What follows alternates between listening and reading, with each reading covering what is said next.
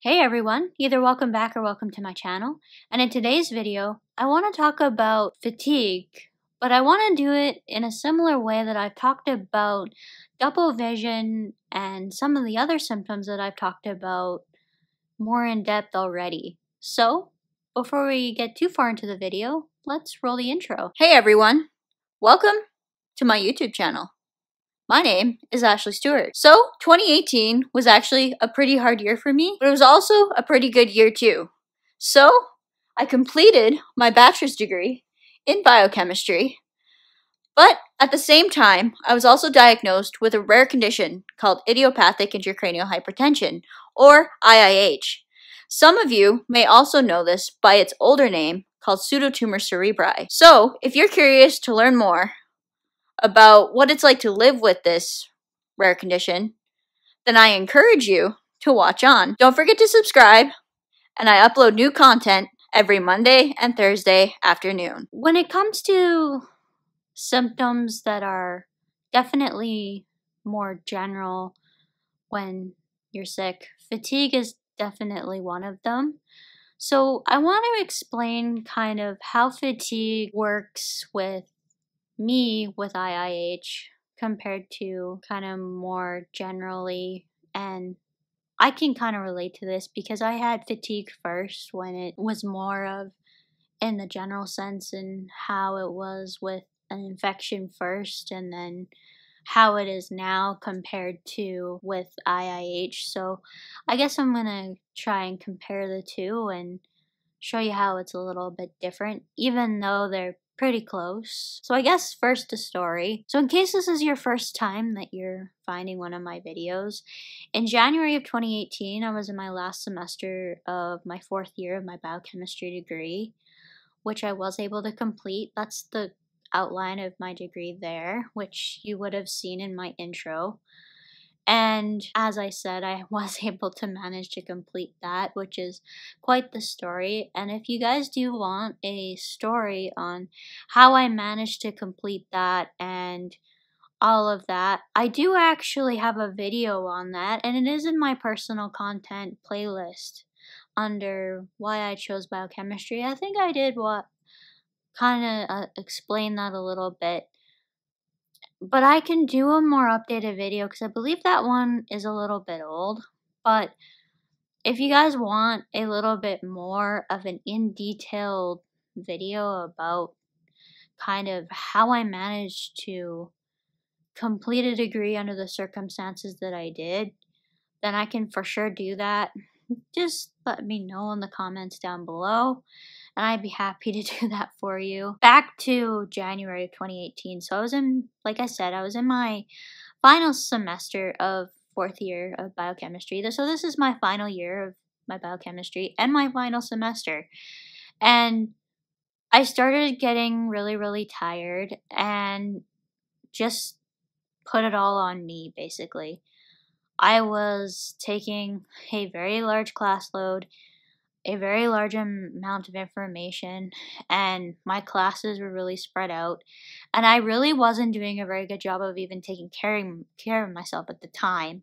So basically, I put all the blame on me. Just like, you're just not doing a good job at handling this semester, and you're probably just tired. It happens to everyone. So when this kept getting worse and worse, I decided to go see the doctor just to make sure that everything was okay physically. And turned out I had an infection, that the fatigue was actually real. So this fatigue was sudden and quick, and I felt exhausted for like no reason, basically.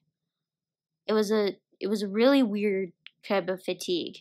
Now it just feels like I'm running on empty, basically. So that fatigue felt like I'm empty now. This is like, now it feels like I'm running on empty. Now it feels like I'm about to run out of energy. So it's a different feeling. It feels like I need to get more energy. It constantly needs like you're running out of fuel for me now. So then it was like, I'm empty. I need to recharge. Now it feels like I'm going to run energy. If I could give a little bit of an analogy, I guess now, it's a different type of fatigue. So it's more slow now than what it was back then with that. And that's kind of how it kind of flipped too.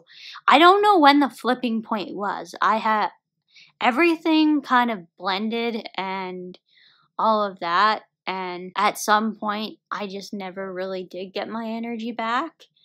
And I know for me, the energy is something that I really, really miss.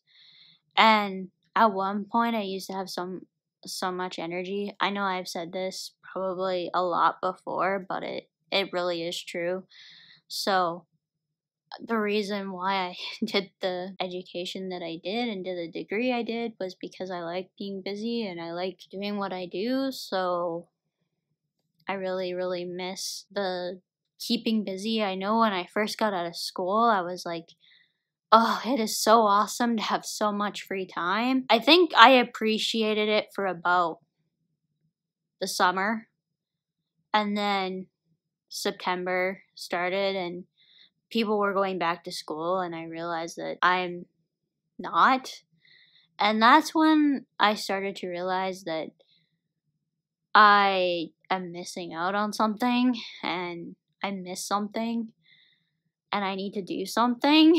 I know when I start feeling better, I get bored and I get, oh, I really want to do something. When it comes to symptoms, the fatigue definitely holds you back, but it's not like main thing that holds me back. Like it's not at the top of it's nowhere near the top of the list. If I had to rank it for me, my headaches and double vision definitely hold me back far more than the fatigue does. The fatigue is up there, no doubt about it.